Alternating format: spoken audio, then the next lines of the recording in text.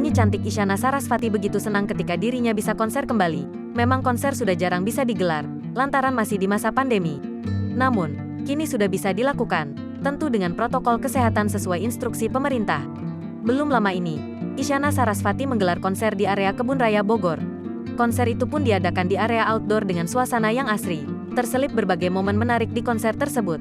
Isyana kerap menunjukkan aksi kocaknya pada gelaran konser off-air itu. Isyana pun tampak cantik dengan menggunakan dress putih.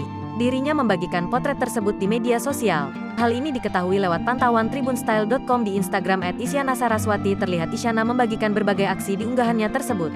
Dengan mengenakan dress berwarna putih, ia terlihat anggun dan elegan. Tak heran jika banyak yang datang menonton konsernya tersebut. Melepas kerinduan. Akhirnya, tulis Isyana melalui akun pribadinya tersebut. Tak sedikit warganet ikut memberikan komentar di unggahan Isyana.